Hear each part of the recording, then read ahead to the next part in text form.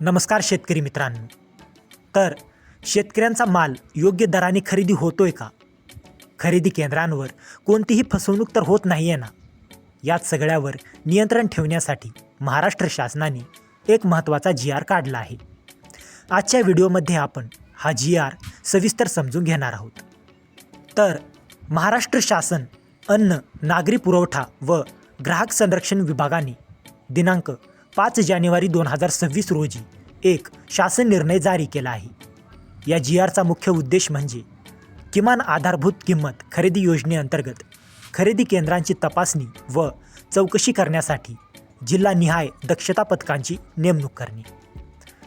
तर किमान आधारभूत किंमत म्हणजे MSP योजना काय आहे? तर किमान आधारभूत किंमत खरेदी योजना ही 100% केंद्र पुरस्कृत योजना आहे. या योजनेत केंद्र शासन विविध पिकांसाठी MSP जाहीर करते. शेतकऱ्यांना हमी भावापेक्षा कमी दराने माल विकावा लागू नये म्हणजेच डिस्ट्रेस सेल टाळण्यासाठी राज्य शासनाकडून धान्य आणि भरड धान्यांची खरेदी केली जाते, जसे ज्वारी, बाजरी, मका, रागी इत्यादी.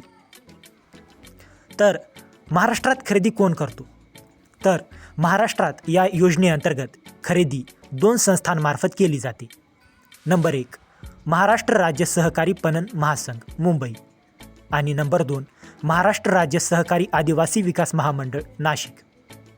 तर या संस्थांमार्फत विविध खरेदी केंद्रावर शेतकऱ्यांकडून माल खरेदी होतो. तर नवीन जी आर का काढण्यात आला? तर खरेदी प्रक्रिया पारदर्शक राहावी, गुणवत्तेची खात्री व्हावी, शेतकऱ्यांचे हित सुरक्षित राहावे आणि कोणतीही अनियमितता टाळता यावी यासाठी शासनाने खरेदी केंद्रांची नियमित तपासणी आणि दक्षता पथक नेमण्याचा निर्णय घेतला आहे. तर जिल्हानिहाय दक्षता पथकाची रचना पाहूया. तर या जी आरनुसार प्रत्येक जिल्ह्यात 5 सदस्यीय दक्षता पथक नेमण्यात येणार आहेत. नंबर 1 सहाय्यक जिल्हा पुरवठा अधिकारी हे अध्यक्ष. नंबर 2 निरीक्षण अधिकारी हे सदस्य. नंबर 3 2 पुरवठा अधिकारी सदस्य आणि नंबर 4 गोदाम व्यवस्थापक सदस्य. नंतर दक्षता पथकाचे मुख्य उद्दिष्ट पाहूया. तर या पथकाचे मुख्य उद्दिष्ट म्हणजे खरेदी प्रक्रियेत पारदर्शकता, MSP नियमांचे पालन, शेतकऱ्यांना वेळेत योग्य मोबदला आणि गैरव्यवहार व भ्रष्टाचार रोखणे. नंतर खरेदी केंद्रांवर काय तपासले जाईल?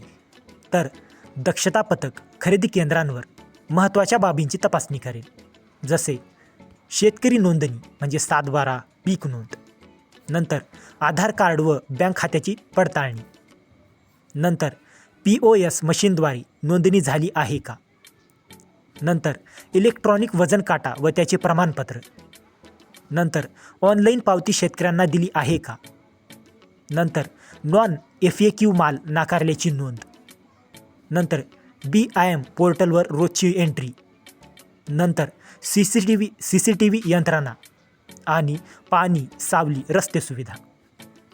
तर गोदामावर कोणती तपासणी होणार?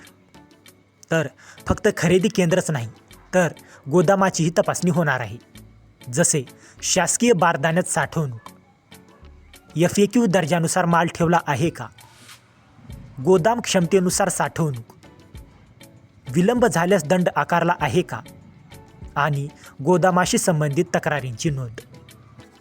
नंतर तपासणी अहवाल कसा सादर होईल?